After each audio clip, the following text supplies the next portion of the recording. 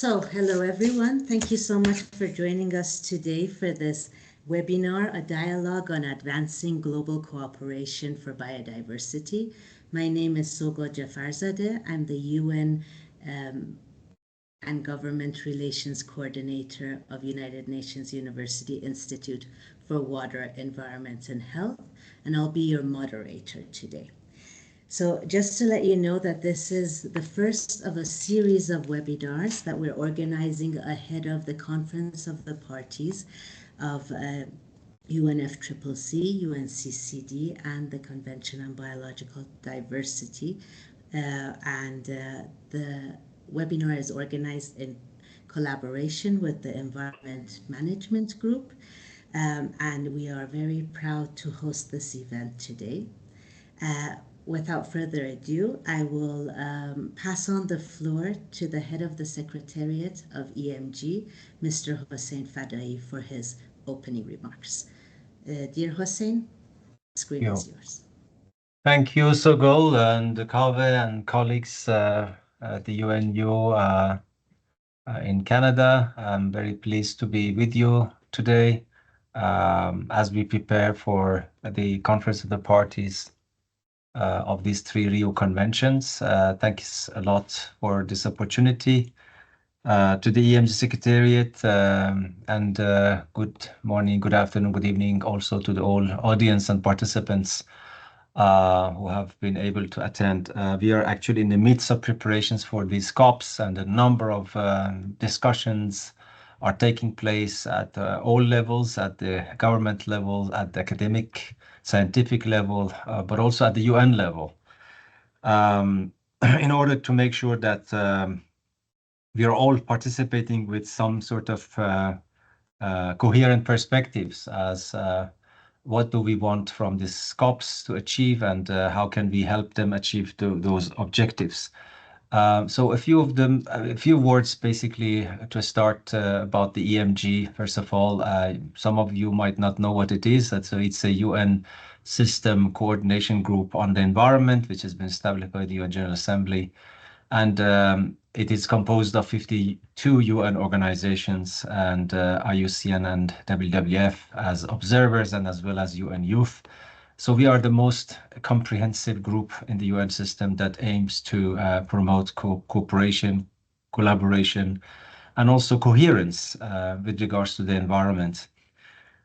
As part of our activities, we promote UN joint policies and common approaches relating to the triple planetary crisis, such as loss of biodiversity, climate change, and pollution-related issues, in order to make sure that the UN system speaks and acts collectively in response to these planetary issues.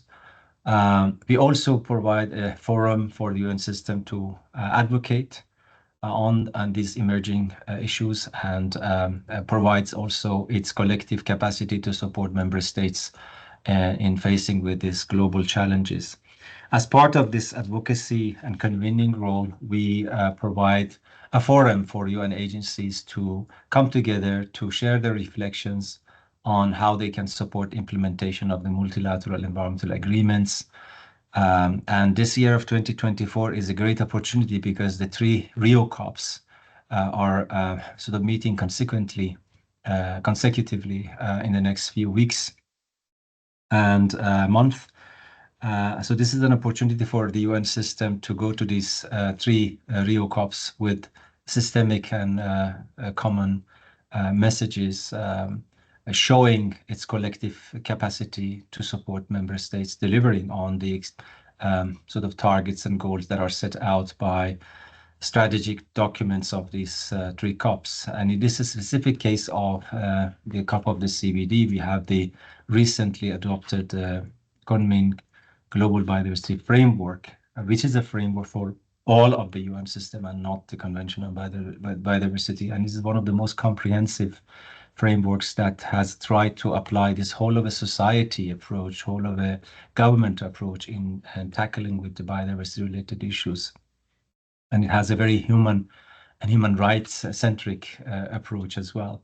So we would like to use this webinar and the following webinars that are going to be convened by UNU in order to maybe bring in some technical perspectives on this, showing basically how can we promote and raise the awareness of policymakers on the interlinkages of these agendas.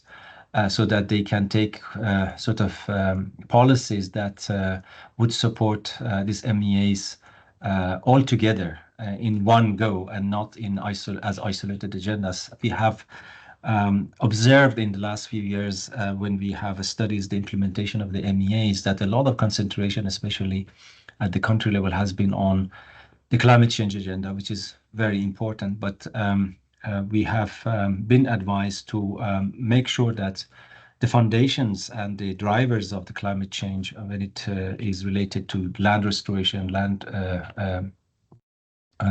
degradation, and also issues relating to biodiversity are not left behind, and that the governments, countries, UN system looks into climate change from a point of view of source. Of course, using a very positive spin, focusing, for example, on nature-based solutions that would not only support to reduce change in the climate, but also at the same time creates promotes, jobs and economic growth, social security, human security, political security also for countries. So look at this as a package and not in an isolation of looking at the climate change in terms of reducing emissions only. So that's the purpose and the angle we would like to show a lot. We want to really support the efforts that are ongoing, for example, by UNEP in enhancing synergies amongst MEAs by bringing the voice and the support and capacities of the UN system. So I hope that this discussion today will help us bring some of those perspectives to the package. We will be holding heads of UN agencies events during these COPs. We will be coordinating UN hub, bringing all the UN agencies together during these COPs.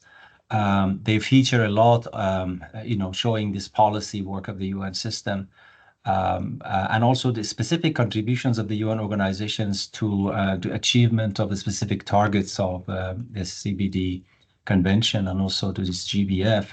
But we want, as I said, to promote these approaches that make sure that these agendas are addressed together and equally by the UN system. So any perspective from this discussion that would show some practical solutions of implementation of these MEAs together at the national level, practical solutions of bringing policymakers at the government level together with the UN system on the ground would be highly, highly useful. And we will take those messages to the COP. And our hope is that the COP, as a result, will take common decisions about the interlinkages, about collaboration, and they would also set the scene and set the stage for the EMG and the UN system to go back to the COPs and to report on how we have been able to respond to their ask. I look forward to this conversation and to this discussion today with a lot of interest and happy to come in and to engage. I saw that there are a few presentations by colleagues that are that are nominated as speakers here. I very much look forward to the content of this presentation and engage with you into useful conversation. Thanks also again to Sogol, to Kaveh for helping us to convene, and to Michael for being there as well. So colleagues that I know on the call, happy to be in this conversation with you. So without further ado, I go back to you, Sogol, and happy to be engaged. Over. Thank you very much, Hussein, for this comprehensive overview that you've given us, which we're very thankful, especially since we are waiting for a colleague from UNEP to join us. Sadly, there was a technical issue that my colleague Martin is helping us with. I hope Diane can join us very soon. In this light, I was wondering, Ingrid, would you mind if I come straight to you and we start the discussion? Sure. Okay, you've asked me to do quite a lot. You want me to talk about what ICLEI has done in terms of contributing to the CBD COP. And in that respect, it's a tradition or a history of almost 2 decades, but I'll try and sum it up very quickly. So our engagement and in ensuring that the voices and ambitions of cities and subnational governments are expressed at the CBD COPs has been primarily in terms of 2 areas. The one obviously is through the summits of subnational governments and cities that are official parallel events to the COPs. We've done this now for almost 18 years, almost 10 COPs. And what we do there is to gather mayors and premiers and governors to engage not just amongst themselves around COP priorities, but specifically also with the parties and the secretariat. So at this COP in Cali, for example, they are going to be focusing on the Cali COP priorities, which deal with financial resources and resource mobilization, specifically in terms of partnerships between cities, subnational governments, financial institutions, national governments, etc. Then also the important topic of progress on implementation since COP15, and then focusing also lastly on the topic of making peace with nature, which has come from the UN Secretary General, but it's picked up through the COP presidency's focus on making peace with nature, making peace with people as well.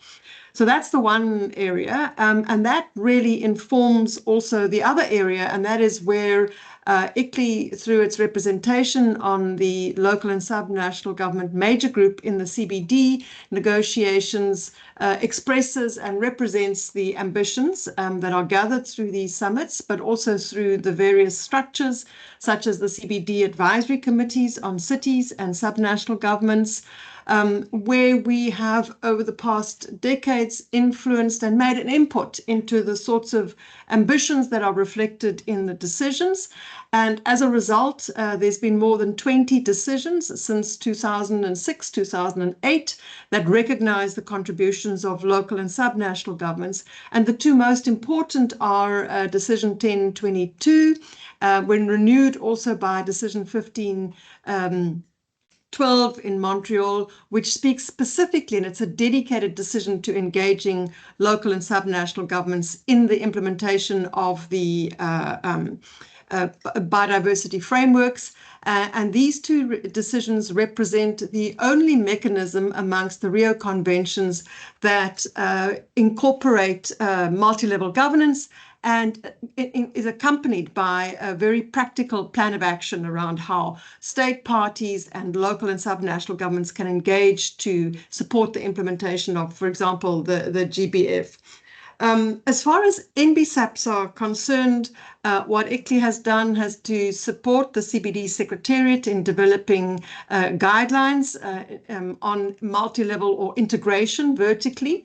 And also we've supported various cities and provinces and states around the world in developing not only their own biodiversity strategies and action plans, but also to ensure alignment with the national ones and to ensure alignment across the other conventions as well, so as the NDCs and the NAPs, etc. And I think my next question that was posed to me was around how do you see the appetite for more integrated approaches to NBSAPs and NDCs, specifically looking at the interlinkages between biodiversity, climate, and land.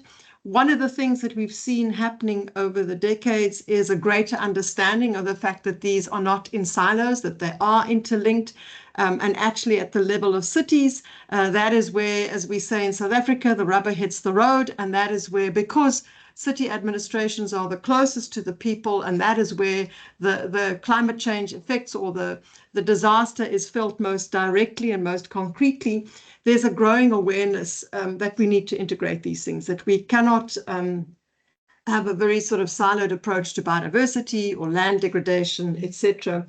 And so we've seen a number of really exciting innovations over the years. From responses, I'm just thinking at the global scale, we had the Burn 3 process, which talked about collaboration and cooperation between the major MEAs to support the GBF. And then last year, of course, at the climate COP, the adoption of the CHAMP, high-level Coalition for High-Level Ambition, where it specifically speaks to linkages between NDCs, NBSAPs, etc. And there's a growing support for that, not just at the subnational level, but we're also seeing more and more parties join that. And at the local and subnational level, we've seen, for example, a lot of integration happening at the level of developing climate plans or disaster risk reduction plans, and these are all being integrated into development strategies as opposed to separate plans more and more. We're seeing that, for example, the use of nature-based solutions or ecosystem-based approaches to address multiple challenges, whether these relate to disasters or to climate impacts or land degradation, that there's no longer this distinction between just focusing on the one, but looking at multiple benefits and purposes. Then there's also been a real effort to report on these interventions and actions being taken, and to report across the different conventions to show that what they're doing at the local level to address maybe a challenge or an urbanization challenge or a land degradation challenge also contributes to biodiversity and a number of other issues.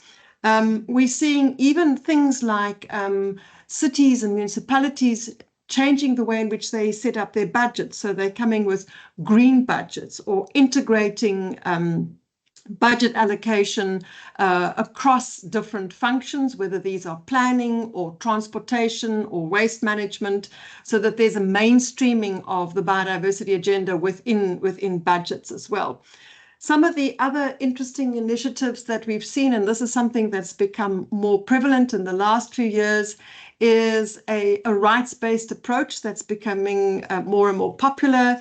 For example, there's some really interesting projects within Africa looking at a human rights-based approach, or looking at the management of biodiversity and protection of biodiverse rich areas and addressing ecosystem degradation or land degradation through a human rights-based lens.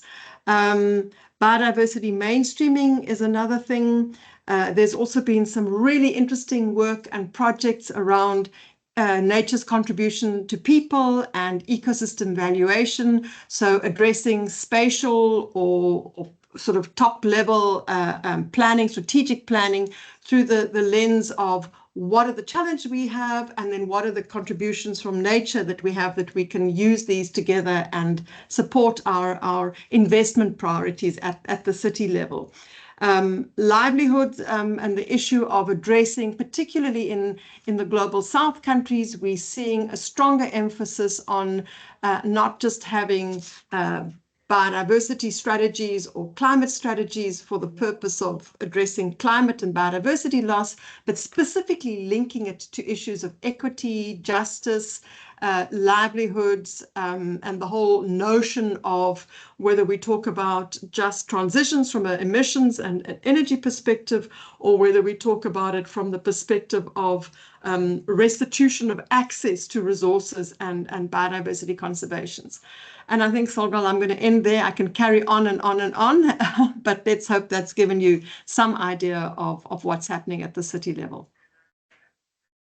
That's wonderful, Ingrid. Thank you so much. And also, as needless to mention, most people Director of Biodiversity, Nature and Health at ICLEI, and we're very happy to have you with us today.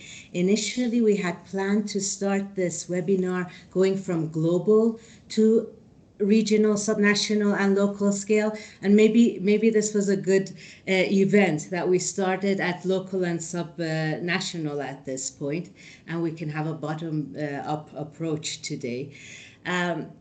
Thank you so much. I will come back to you at the end of the session, but also wanted to remind our viewers today that the session is being recorded and the video will be shared later on the UNU-INWEH YouTube channel. I also want to remind you that you can use the Q&A box. Please put your questions in as our speakers come in, and we will get to them when the discussion starts. But may I now please ask my good colleague, Professor Tafadzwa Mabudi, to join us for his intervention. Thank you very much, Sogo. Thank you. Tafadzwa, thanks for joining us today. Tafadzwa is a good colleague and an affiliate with UNU-INWEH. He's our lead for water, energy, food, and environment. He has worked with many different governments in Africa, helping them with setting up their implementation plan and national plans for biodiversity. I will let you share more, and thank you for being with us. Thank you very much, Sogo.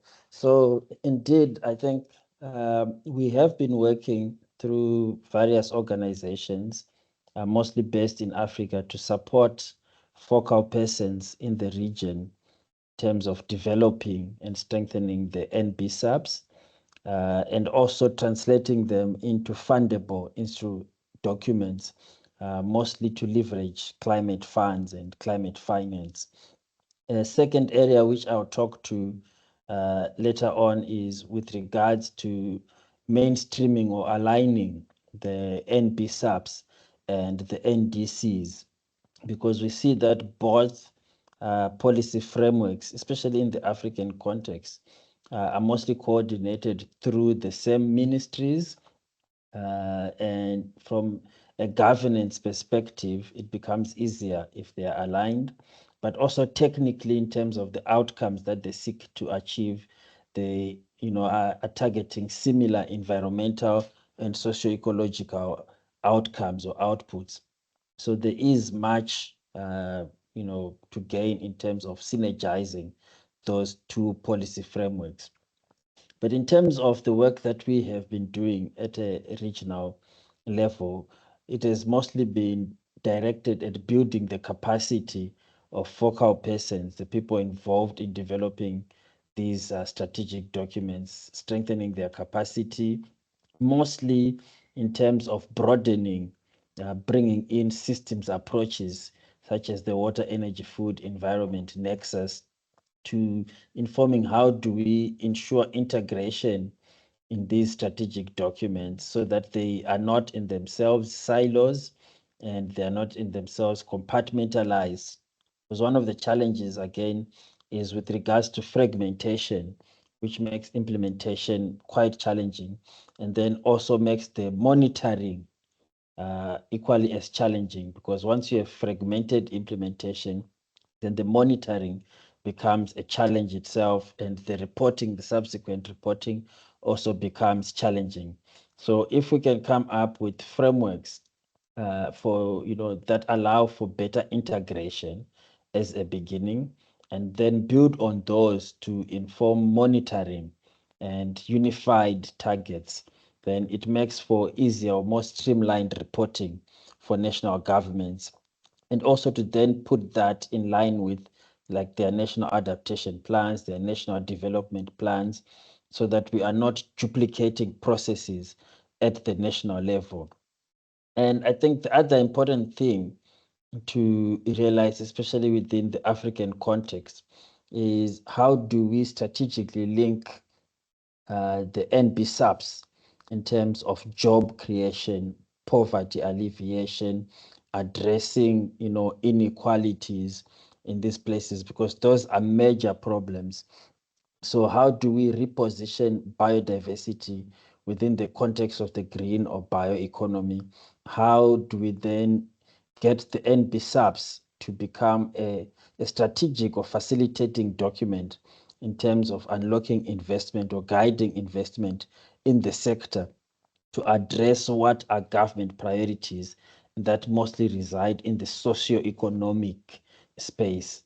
And the lack of alignment between the socio-economic targets that are often pursued by governments is what then maybe sometimes results in undermining of the biodiversity targets, or them not being considered as major priorities from a national implementation perspective.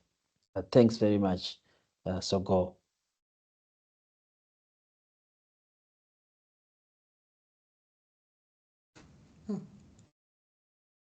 Thank you very much, Tafadzo, for this sort of giving us an overview now at the national level, and also for bringing up sort of the financing aspect of it and the job creation aspect of biodiversity.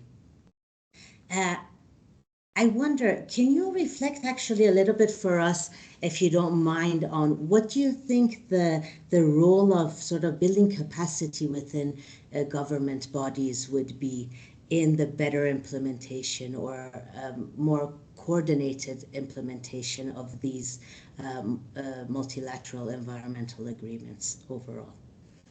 Okay, thanks. That's a very important question. So the role of capacity building and strengthening is critical. I always say to people that if in the absence of capacity, what it basically means is certain ideas will never be put on the table. So, because if no one knows about it, then no one is going to talk about it. And it ends there, period.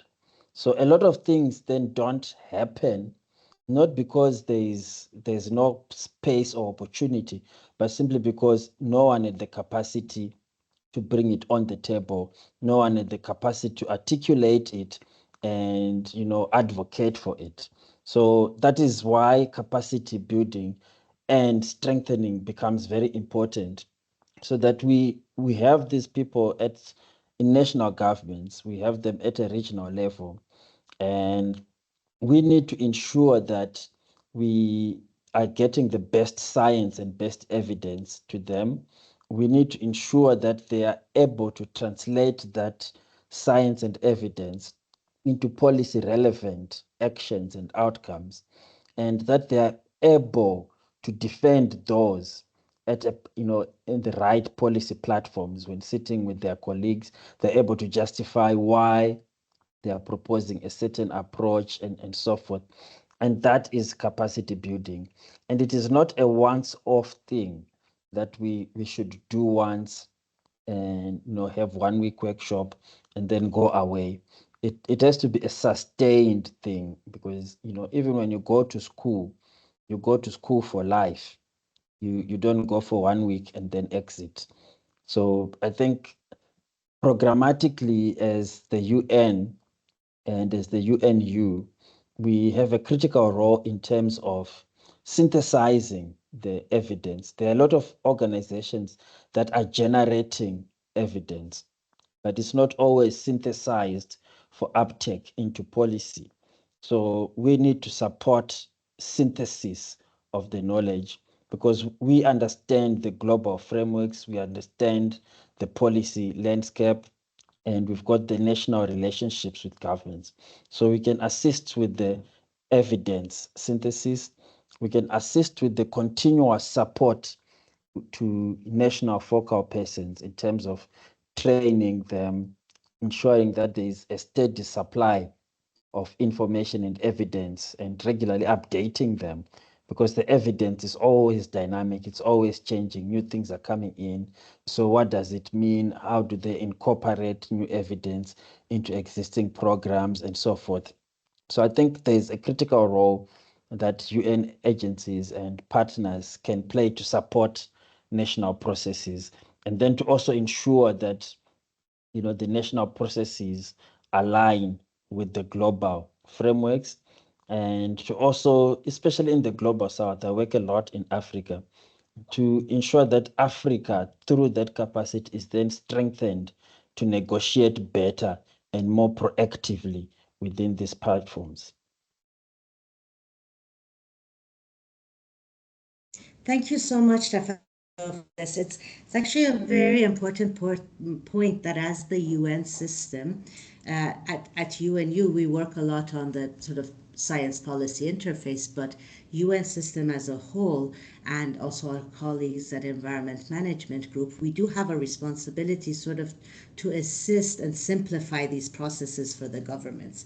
And maybe by building more capacity and allowing them to shine in their own work, we will also could support or encourage the more integrated approach when it comes to their national plans. So thank you so much. I will come back to you during discussions. But at this point, you mentioned we need learning is a continuous thing, and we do need to go back to school. So we have a very special guest today with us. One of the briefs that we got from management group was that they really wanted to bring voices of youth into this discussion, and that we need to hear from the younger generation what they think, and also the upcoming and innovative research that is happening in this space to support countries implement such frameworks. So with this, can I please ask Tumaini Wambua, our PhD candidate from IHE Delft, to turn on his camera and come on? Yeah. Greetings, colleagues. We don't see you. Oh, there you are. Yeah, I think now you should be seeing me. So Fantastic. you're going to share your slides. Is that correct? Should I stop Yeah. sharing mine? Yes, please.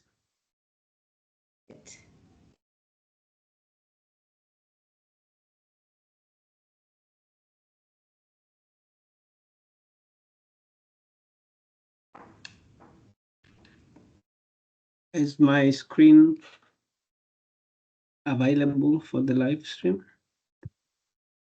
Is it? It's Can you see my screen? Please. Yes, we can. Yes, fantastic. Thank you for the opportunity, and this is a very interesting platform to share experiences. First of all, I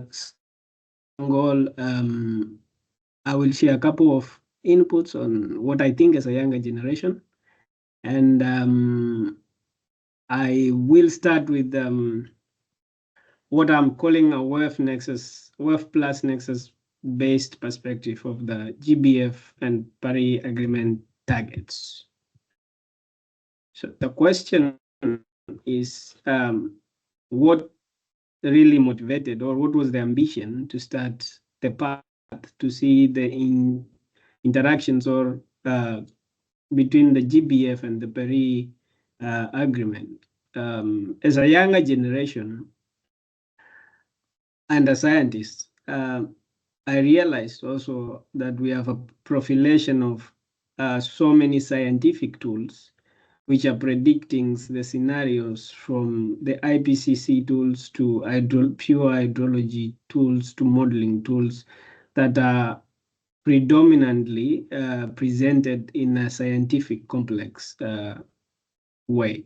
Whilst these tools are very useful, to some extent they are limited to scientists who understand these tools. So the motivation or the ambition to look at what these tools say as a young scientist and interpret them in certain ways that they can be presented for decision making, for community empowerment, and understand the triple planetary crisis that we have does not only affect the science, or does not only affect the communities or the locals, but it affects a whole ecosystem where we have the hydrology principles and also the ecosystem biodiversity. So the understanding or the motivation on starting this journey was to understand, one, how to develop and implement national strategies such that there is not a silo kind of approach whereby scientists do their thing,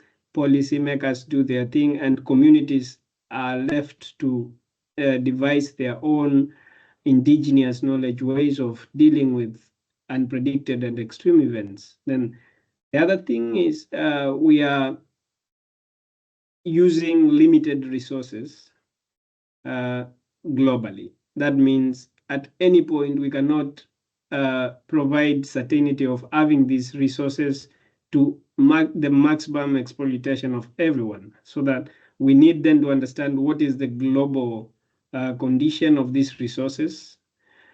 Why are they in this kind of scenario? Then where we get to use tools that are majority very complicated and complex and scientific in nature. But we also need to understand these changes over time will affect indigenous and local communities. Then with such kind of understanding, then we can look and leverage into the partnerships and synergies that come across between the publics and the governments and the development partners. And in this particular point, I was quite ambitious and motivated to look at, for example, the different UN agencies at the country and the country level, where you find that, as Prof. Tafazo says, especially in the global south, I also work a lot in Africa,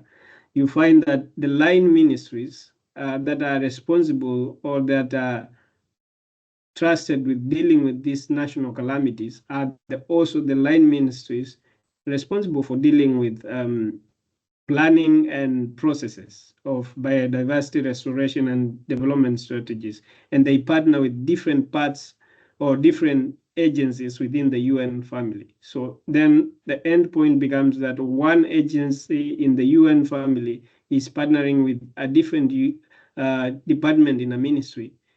Then they do not leverage and come together and work together. Then this creates, while it's working, but also it could increase more impact if we look at it as a whole family of interlinkages and having people to leverage on this type of connections.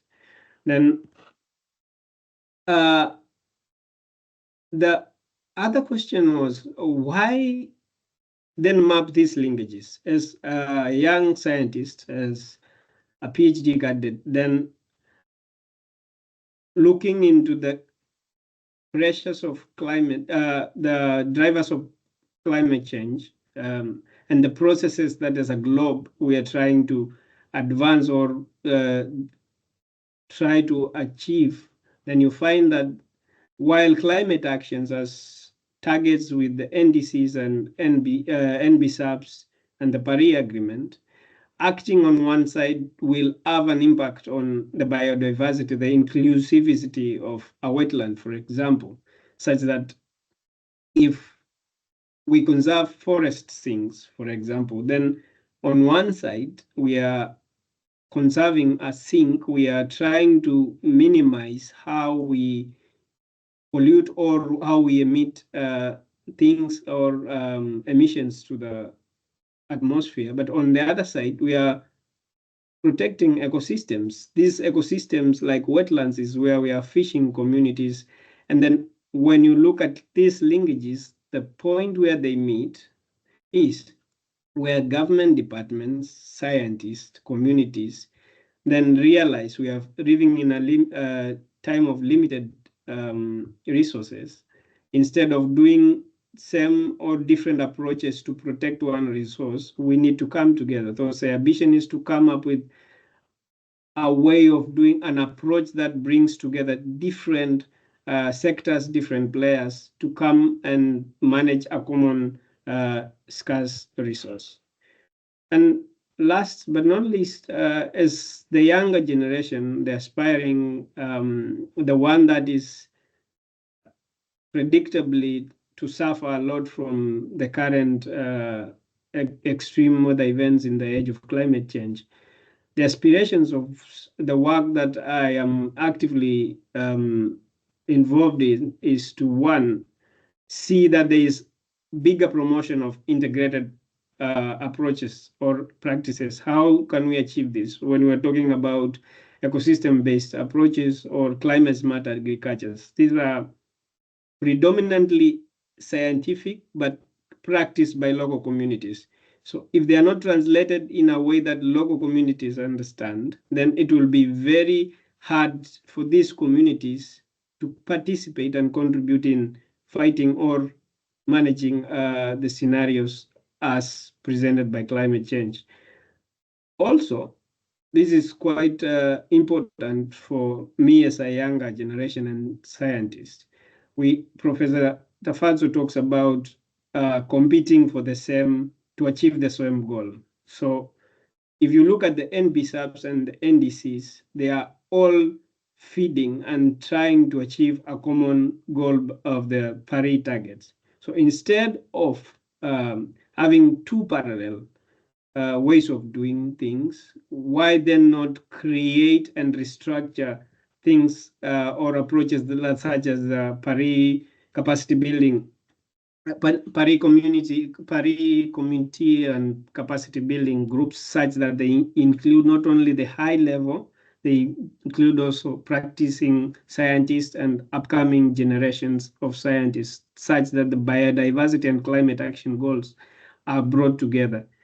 And then also we cannot overemphasize the need of having solid quantitative and qualitative scientific ways that can be translated into actionable frameworks. That's where we come with an approach that's the water, energy, and food and environment, or like I like to call it, water, energy, food plus frameworks, where we can bring the whole different sectors and deal with the issue of tracking progress and adapting policies in such a way that they help bring integration and accountability, not top up, but bottom up, from the communities up to the global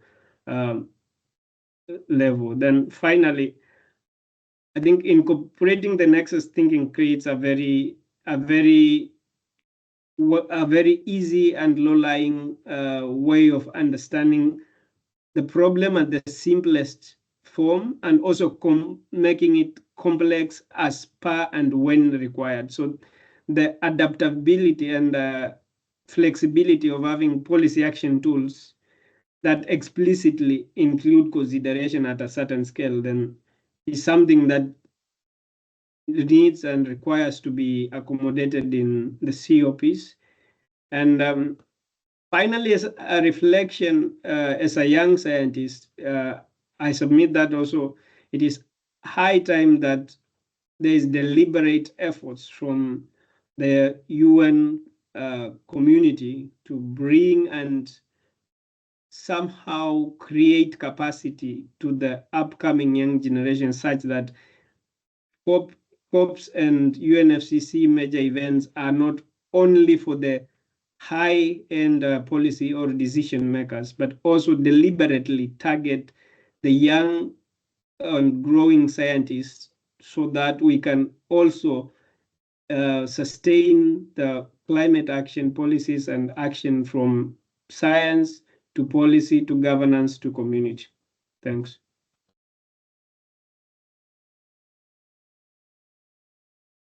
Thank you very much for this really insightful presentation. First of all, I'm very grateful that you made the time to be with us today. It's really nice to hear sort of what the younger generation are thinking about and what they look forward to, or what their requests are. But other than that, you brought up so many good points. For example, when you brought up competition between different line ministries and countries, we also see the same competition within the UN system, not even between the different UN agencies, but even between the different frameworks or the COPs coming up.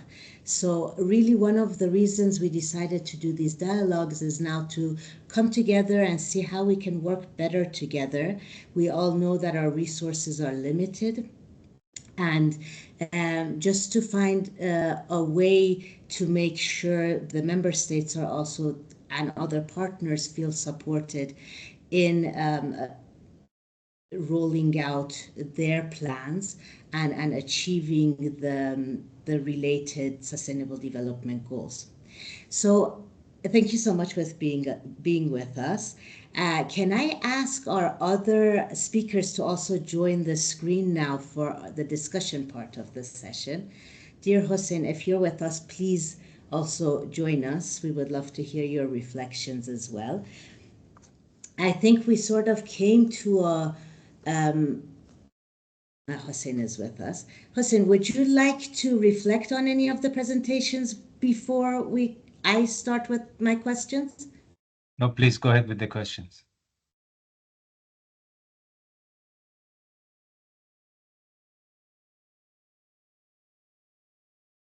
Am I audible? Yes, you are. So I said I think it would be good to go with your questions and we try to reflect on those questions. Okay, sounds good. Dear Ingrid, we don't see you. Would it be okay if oh, here, you're coming. Okay, Yeah. So I thought where Tumaini left us would be a good place to now reflect a little bit on national level involvement of the UN in helping governments and the different line ministries. So can I hear from all of you sort of what do you think the role of the UN Resident Coordinator's Office might be? What is the role of the UN country teams that could work on these frameworks? How could we work better together? And also, especially from Ingrid's side, I would like to hear how engaged are you with different UN agencies at country level? Do you get any support? Is it okay if we start with you? Please. Sure. Sokol, it depends really on sort of region to region. I work in the global space in the city's Biodiversity Centre, and we work very well with several of the UN agencies in the advocacy space. When it comes to actual project implementation, that is really going to depend on whether there's a specific identified funded project. But for example, some of the agencies that we have very good relations with include UNEP, the UN Habitat, the various conventions, particularly the three big Rio conventions, the UNFCCC, UNCBD, also UNCCD, maybe to a lesser extent in the sense that the land degradation has been seen more as a sort of territorial thing, but we do have engagement there, and we will be represented at all three COPs this year. And then also with some of the other MEAs, ICLEI is very involved in the ink process, the new plastics convention that's being negotiated in the UN Oceans Conference, where there's going to also be a convention coming up. There's a specific focus on cities that has been identified. Within the biodiversity space, for example, wetlands, migratory species. And so there's several areas that we certainly are active in representing our constituency. I think the aspect where, in terms of what could we want more from the UN bodies is one, support and joint funding applications around leveraging more resources and investment at local and subnational governments. That is one area. And another one, and this is something that Prof. and Tumaini brought up, and that's this whole thing about moving away from a fragmentation of data gathering, reporting, monitoring, etc. So I think there is a huge area. One of the things that came out of the Bern 3 process was this whole proliferation of reporting and monitoring. And we talked about, I think it was, we came up with the notion of collect once, but use multiple times. And Tumaini, you also referred to the fact that there's so much fragmentation and we're reporting and reporting and reporting and we don't get to action. So I think those, for me, are the sort of main things. There's many more, but let me leave it at that. Thank you so much. Yes, these are very important points, and I'm very happy that you brought up sort of the plastic discussions as well. We, Diane, if you're with us, I know you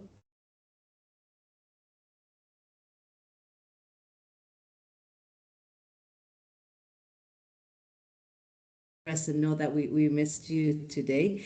If it still happens in the next 20 minutes, we would be really happy to hear from you. Diane wanted to present a special tool that UNEP is also developing in helping with the reporting and taking stock on all these issues. But can I now go to Tafadzwa and see what has been your experience working with UN country teams, and how do you think they could be more helpful in that context? If you want to also reflect on how UNU in this case could work closer, how our collaboration with EMG could be helpful to sort of bridge the science policy gap, as well as data analysis, I would be very grateful. Over to you. Thank you, Soko. So I think there are 3 or so critical areas that the UN system and UNU can support. The first is in terms of convening. I think the UN is a powerful convener, and the UN is also perceived to be neutral. Many other organizations tend to have agendas. So when they convene, they don't always manage to bring together everyone because of having set agendas. As the UN, you're not driving a particular agenda. You're driving a public good system that is, for all. So you need to convene more. The second is in terms of facilitating partnerships, collaboration, and coordination. You've got a vast network because you're a global organization. So you would know organizations working on similar areas than a national player would know. Most institutions will only know a few people within their networks, but not so much beyond. You've got a global overview of who is working, and you can leverage those partnerships to then access, funding, to be able to fund actions, able to fund capacity development, get a lot of actions happening on the ground through partnerships, collaboration, and coordinating. I don't think, if you put it in that context, you will not compete with local organizations that are in the implementation and delivery space because you're just facilitating. In the same vein, the UN system, in terms of enabling the science policy practice interface, can be an important knowledge broker.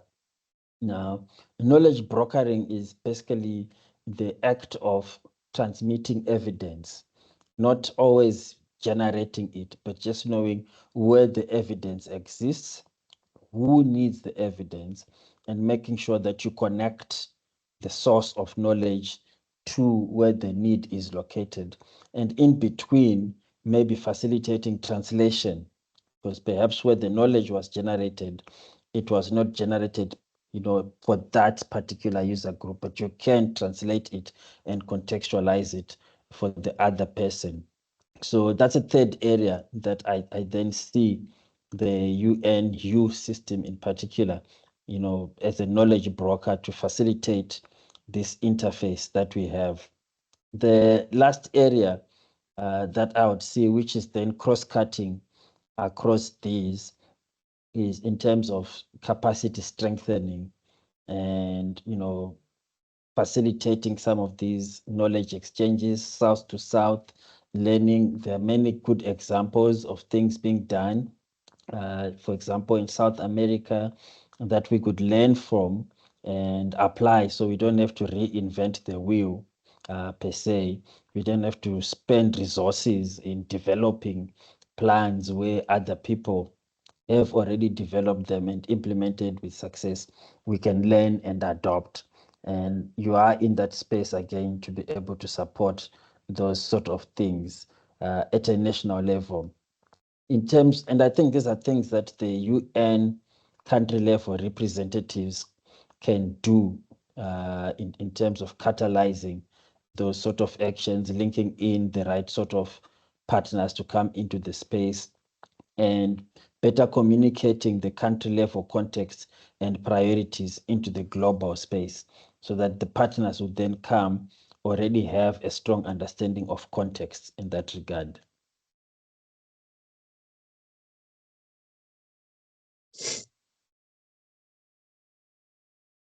Thank you so much for this. I actually, Hossein, I think it's a good time for me to come to you, actually, in that case, because I know that EMG does work on several of these, the sort of areas of work, lines of work that Fadzo has mentioned. So would you like to reflect a little bit on that and tell us what's ongoing and what would you see as an opportunity to take forward now in the light of these upcoming COPs and discussions? Over to you.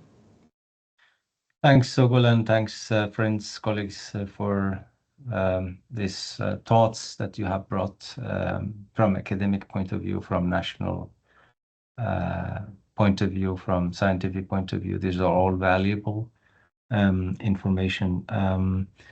I would like just to refer to a few points in relation to some of the questions that were asked. I think we can claim in the UN system that in the last few years, there has been some progress in terms of supporting MEAs, especially trying to embed MEAs and multilateral norms, if I may call them, into the work of the UN Resident Coordinator system and UN development system as a whole. We have the so-called this common approaches on biodiversity, or the common approaches on pollution, that have been UN-wide accepted by the UN system organization, especially those that are part of the UN development system, to be integrated into their, not only at the policy level, but also into their way of programming, and also at the level of country level. So all UN organizations have committed to a so-called UN Common Approach on Biodiversity. And as part of that, they are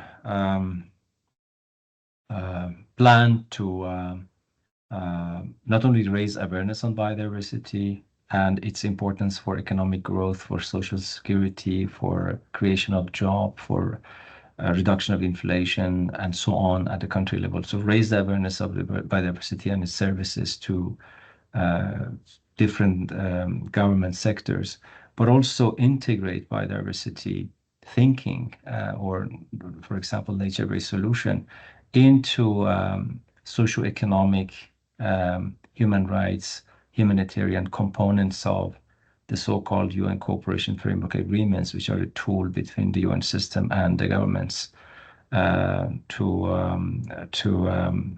advance environmental agenda while helping countries to promote their growth and social security, economic security, and so on. So that has become a culture, I would say. We are working with the UN resident coordinator systems at the regional level. We are also piloting some of these, with some of these resident coordinators that are revising or renewing the cooperation framework agreements to embed this biodiversity thinking, nature-based solutions into their way of defining the new cooperation framework agreement. So there is that kind of culture being advanced and grown at the country's level. There is, however, a challenge, and the challenge is that we need to more and more show the value of these environmental considerations into the economic, social agenda.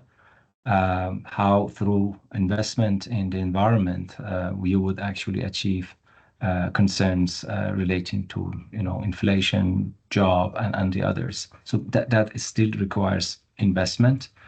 We need also to we know that the coordinated actions and collaborated actions always require an additional effort to show the value of this collaboration and coordination to UN organizations or the other actors active at the global, regional, national level.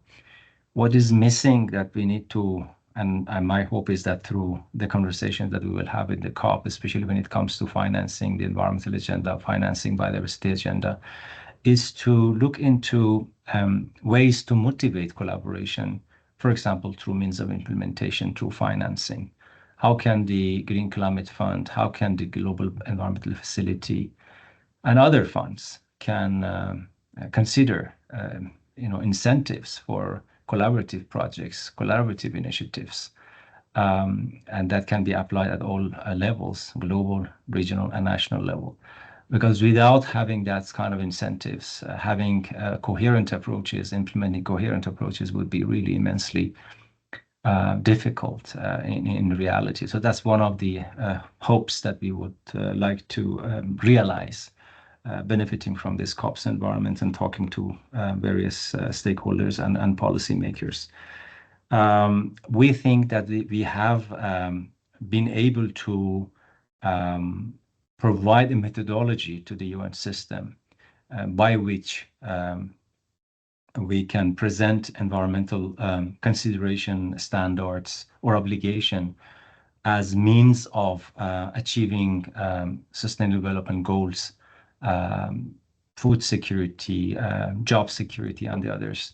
So we don't sort of try to impose certain environmental obligation to the organizations in their isolation to be adopted, rather to be seen as an integral part of achieving sustainable or means of achieving sustainable development goals as well.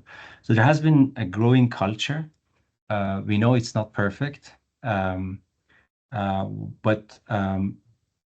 we know that we need to bring in other partners. When you work at the country level, you're not working only with governments, you also work with private sector, with civil society, with youth.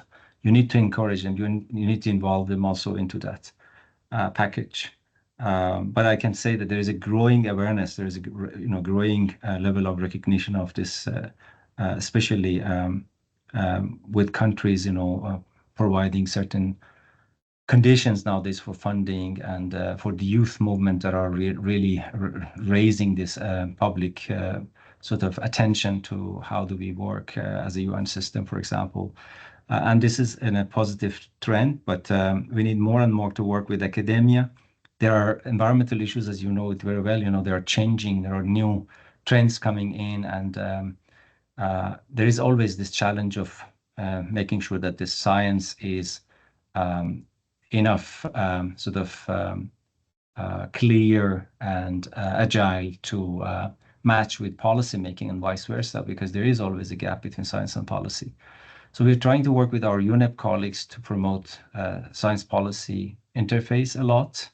There is also one concern and one issue with regards to science is that, and this is also part of the reality, many of the countries, especially in the South, receive a number of scientific reports from IPCC, from IPBS, from chemicals side.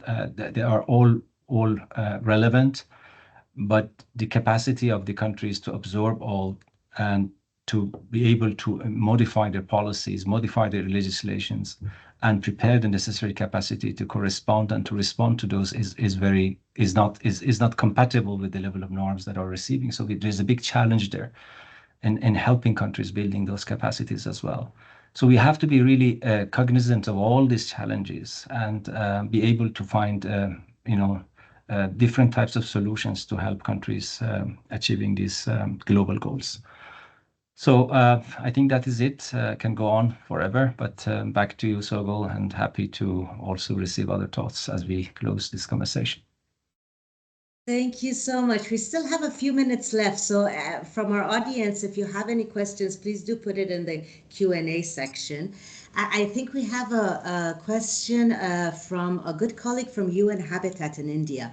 Parul, thank you for the question you posed. She's basically saying that joint programs between UN agencies are increasingly getting anchored in the United Nations Sustainable Development Cooperation Framework. At least in the case of India, where UN to UN collaboration have been successful, but leveraging financial resources for joint programs is a roadblock. And she's sort of asking the panelists if you guys know of a best practice where the work between UN agencies at country level was institutionalized and had good results. Any thoughts, panelists? That just unmute yourselves if you have any good examples. You can bring some examples. There are initiatives in the UN, such as the PAGE Initiative Partnership Agreement for Green Economy, and which is a partnership among several organizations. It is being funded jointly by the UN organizations. It is funded by donors. It is also funded by the recipient countries, including developing countries. So it's one example that has shown joint programming is possible. This is specifically with regards to the reform of economic policies from gray to green. This whole passage to just transition. And so on. So that is one initiative that one can use it as an example. There are also specific initiatives relating to One UN Health and One UN Food System, which are comprised of 4 or 5 UN organizations trying to develop joint programs, again, destined to support MEAs, but at the same time realizing other SDGs that can be utilized as examples. There are also some funds, such as the SDGs fund, that the UN agencies can access, developing these joint initiatives together, again, to support SDGs implementation, but at the same time implementing the MEAs. So we have these initiatives that are good for, as an example, for UN programming. But at the same time, there are also joint initiatives relating to, as it was said by Ingrid, for joint reporting. DART is there, Infomia is there, all is there. But these things have to be in tandem. If we are asking for more and more reporting, at the same time, we have to create that capacity for countries also to be able to implement and to be able to report on something. They need to collect the information. They need capacity to collect that information. So it has to be a balanced exercise. Over. Thank you so much, Hossein. I think it's important to know about these tools, and perhaps we could even explore another session specifically on tools and data gathering. But so a few more things. I just got an alert that we only have 5 minutes left. So I need to be very strategic now with the 5 minutes that I have. I want to, at the end of the panel, unless other panelists tell me they have something burning, but go back to Tumaini for him to have the last word. And then, so Tumaini, you have 1.5 minutes if possible.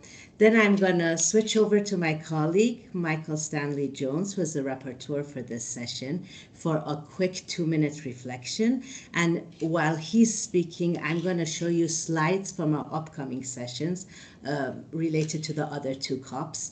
You'll have a QR code that you can register already. So Tumaini, over to you. Thank you, Songol. Overall, I think the richness of experience in this platform, one, opens the right time to start the discussion. Hossein tackles so different yet very important perspectives or parts of the UN family. Professor T comes with the credibility of having a perceived non-partisan global convening body. And Ingrid gives us a touch or a tip of the iceberg of what ICLEI is doing. Then, as a young scientist, in my opinion, I also feel that the tools that we have, the tools that are being developed, are not yet utilized to the maximum potential they have, because also they are siloed.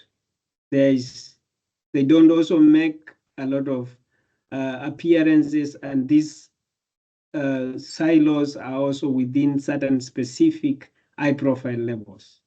So to the extent that even as a young scientist who might have the access to this, it would also be limiting for me to purport to go through all the tools. So we also need to have allegiances, strategic allegiances on who and where and when and how to mobilize this. So I think it's a good discussion that we're having at this point. And I beseech, or I say to the leaders of academic leaders like Professor T and Hussein, the leaders of the global institution and ICLEI, it's high time also we create a deliberate targeting for the upcoming researchers who are not particularly interested with the UN system because it's too complex for it just to understand how it works. So this would be my parting shot here. Thank you so much, Shamani. I really hope that they do take these to heart, your requests, and I hope that Hossein takes this discussion and your message to the high-level session in Cali. So with that, I'm gonna view the slides for you. Michael, you have 1 minute, please. Just give us maybe 5 words that represent today's session and we can take forward. Okay, thank you, Sogol, and thanks to all of our panelists. I've heard quite a bit about integration and the Nexus approach. That's quite welcome. Also about capacity development, capacity building, and the need to do that continuously. Finance has also been mentioned. Competition, both between UN agencies and between ministries at national level, has also been mentioned. I have a suggestion going forward. There are new programs and mechanisms. UNEP is developing a Leave No One Behind strategy that will be integrated into its next program of work. And that builds upon the experience of the UNDP UNEP Poverty Environment Initiative and Poverty Environment Action for Sustainable Development. Those initiatives, those programs brought experience that I think is highly relevant to the question of how to do interministerial or interagency coordination at national level. Specifically, certain bodies were set up in a number of countries. Over 32 countries participated in those programs, and they cut across ministries. And one of the principal lessons was that planning is a starting point, but it's not the end point. Budgets are very important. Allocations, budget allocations, spending, and finance more generally, sustainable finance, so that you can actually implement the Nexus approaches across ministries and across budgets. Some tools could be mentioned that help with that. I'll mention only 2 and then I'll stop. One is budget call circulars. So when ministries prepare their budgets for the coming year, they keep in mind the Nexus approach. And that can be done through development of those circulars and those interagency bodies.